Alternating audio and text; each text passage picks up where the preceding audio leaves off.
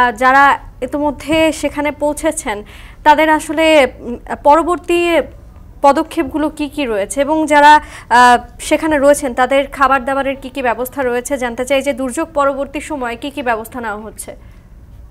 গরম গরম রুটি, সাথে সুজির হালুয়া, দুর্দান্ত জুটি। তবে জুটি জমাতে চাই তীর আটা ময়দার সুজি, কারণ তীর ছাড়া আমার চলেই না।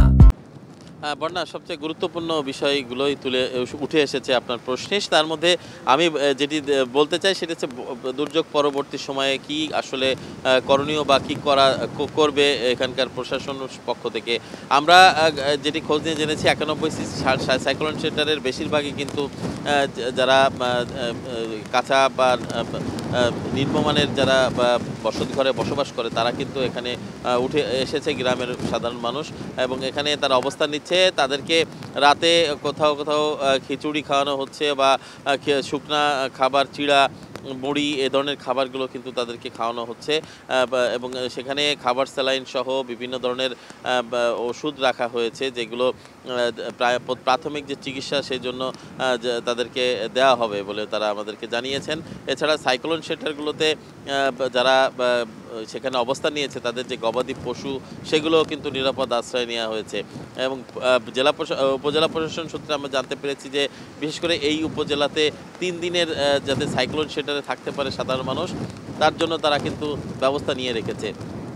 তারা বলছেন যে এখানে পর্যাপ্ত পরিমাণে সহযোগিতা তাদের কাছে রয়েছে, নগদ টাকা সহ, এবং ওষুধ সরঞ্জাম যা যা প্রয়োজন, বিশেষ করে খাদ্য সামগ্রীও তাদের কাছে পর্যাপ্ত রয়েছে, যেগুলো আগামী 3 দিন তারা এটা তাদেরকে দিতে পারবে সাধারণ মানুষদের, যাতে যাদের ঘরবাড়ি ঝড়ে ক্ষতিগ্রস্ত হবে তারা এখানে আশ্রয় নেবে। ঘর যতক্ষণ পর্যন্ত তাদের ঘরে না ফিরতে পারে ততক্ষণ পর্যন্ত তারা এই সাইক্লোন শেল্টারে অবস্থান নিতে পারবে বলে তারা জানিয়েছেন। বিশেষ করে নদী পাড়ের যে মানুষগুলো তারা কিন্তু বেশ ঝুঁকির মধ্যে রয়েছে। এছাড়া আমরা একটা কথা বলে রাখি যে এখানে যে এখানে একটা কথা বলে রাখি যে এই মুহূর্তে কিন্তু প্রচণ্ড বেগে ঝড়ো হাওয়া সহ বাতাস বইছে। সেই বাতাসের গতিতে কিন্তু রাস্তায় স্বাভাবিকভাবে চলাফেরা করা আসলে কিন্তু দুষ্কর, তবে বৃষ্টির পরিমাণ কম হচ্ছে এটুকু। আর এছাড়া কিন্তু নদীর পানি কিন্তু ফেপে উঠছে, কারণ নদীর পানি কোনো কোনো জায়গায় কিন্তু বেড়িবাঁধের একেবারে কানায় কানায় পূর্ণ হয়ে রয়েছে। যদি আরেকটু পানির বৃদ্ধি পায় তাহলে কিন্তু লোকালয়ে পানি প্রবেশ করতে পারার শঙ্কা রয়েছে, এমন তথ্য স্থানীয়রা আমাদেরকে জানিয়েছেন। সব মিলে এই ছিল আমার কাছে বাগেরহাটের শরণখোলা থেকে ঘূর্ণিঝড়ের সর্বশেষ খবর। চলে যাচ্ছি বরিশালের ফেরদৌস সোহাগের কাছে, তার কাছ থেকে জানবো সেখানকার সর্বশেষ পরিস্থিতি। আপনাকে ধন্যবাদ তরিকুল। শুনছিলাম আমরা বাগেরহাট থেকে, সেখানকার খবর জানাচ্ছিলেন। একটা জিনিস বলে রাখি যে বরিশালের পরিস্থিতি এখন যেটা দেখা যাচ্ছে সেটি হচ্ছে যে বৃষ্টিহীন, এই মুহূর্তে কোনো বৃষ্টি নেই, টিপটিপ বৃষ্টি, গুড়ি বৃষ্টি কোনোটিই কিন্তু এখন নেই, তবে বাতাস আছে নদীতে। আরেকটা জিনিস বলে রাখি যে আমরা বিকেল থেকে সন্ধ্যার আগ পর্যন্ত কিন্তু পানি বাড়তে দেখেছিলাম, তো এখন ভাটা শুরু হয়েছে যেটা বোঝা যাচ্ছে, এবং ভাটা শুরু হওয়ার পরে সামান্য কিছুটা পানি যেটা বেড়েছিল তার থেকে সামান্য কিছুটা পানি কমেছে এমনটা দেখা যাচ্ছে।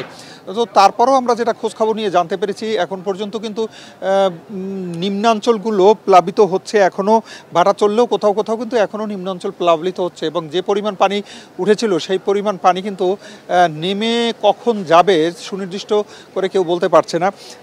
আকাশে কিন্তু মেঘ রয়েছে, মাঝে মধ্যে সময় থেমে থেমে কিন্তু বৃষ্টি হচ্ছে, এটুকু বলা যাচ্ছে।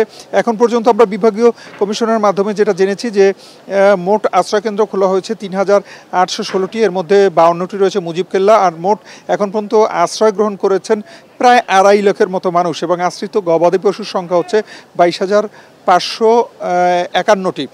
কিছুক্ষণ আগে আমি বরিশাল জেলা প্রশাসকের সঙ্গে কথা বলেছিলাম, তিনি বরিশাল নদীবন্দর ভিজিট করে গেছেন। এখান থেকে তিনি আমাদেরকে যেটা জানিয়েছিলেন, সাংবাদিকদের সঙ্গে তিনি কথা বলেছেন, তিনি যেটা বলেছেন যে বরিশালের যে 10টি উপজেলা রয়েছে এর মধ্যে 3টি উপজেলা হিজলা, মৌলভী এবং মেহেন্দিগঞ্জ, এই 3টি জেলা কিন্তু খুবই গুরুত্বপূর্ণ একটি জেলা এই ঘূর্ণিঝড়ের ক্ষেত্রে, এবং ভার্নারেবল, সেখানে নিম্নাঞ্চল রয়েছে এবং সেই নিম্নাঞ্চলগুলো প্লাবিত হয়েছে এবং পানি বেড়েছে। সেসব জায়গায় মানুষের দুঃখ দুর্দশা দুর্দশাও রয়েছে। এবং তিনি আরেকটা কথা বলেছেন যে সেসব জায়গায় আশ্রয় কেন্দ্রে মানুষকে নেওয়া হয়েছে এবং বরিশাল জেলার বিভিন্ন জায়গায় 25,000-এর মতো মানুষকে আশ্রয়কেন্দ্রে নেওয়া হয়েছে, এমনটি জানিয়েছেন বরিশালের জেলা প্রশাসক শহীদুল ইসলাম। তিনি আরও জানান যে এই মানুষদেরকে যতক্ষণ না পর্যন্ত তার আশ্রয়কেন্দ্রে থাকবে, যতক্ষণ থাকবে তাদেরকে কিন্তু তাদের খাবারের ব্যবস্থা করা হয়েছে এবং সেখানে আলোর ব্যবস্থা করা হয়েছে রাতের বেলা, এবং তাদের যাতে কোনো রকমের সমস্যা না হয় সে ব্যাপারটি খোঁজখবর রাখা এবং তারা যাতে ঠিকঠাকভাবে থাকতে পারে সেই ব্যবস্থাটি তারা করা হয়েছে। তিনি আরও জানিয়েছেন বরিশালের জেলা প্রশাসক যে আরও যদি রাতের বেলা তারাও আরও আহ্বান জানাবেন যারা খারাপ অবস্থা রয়েছে এবং নিচু এলাকার মানুষ তাদেরকে আশ্রয়কেন্দ্রে যাওয়ার জন্য অনুরোধ করা হবে। যদি কেউ আশ্রয়কেন্দ্রে আসে তাদেরকে সেখানে স্বাগত জানানো হবে। এতটুকুই ছিল বরিশাল থেকে ঘূর্ণিঝড়ের সর্বশেষ খবর। বিপ্লব, বরিশাল থেকে যুক্ত হচ্ছিলেন ফেরদৌস সোহাগ। তিনি কিন্তু এর আগের বারও আমাদের সাথে যুক্ত হয়েছিলেন। তখন তিনি যেটি বলেছিলেন যে নদীর পানি বিপদসীমার 12 সেন্টিমিটার উপরে বইছিল এবং সেখানে ঘাট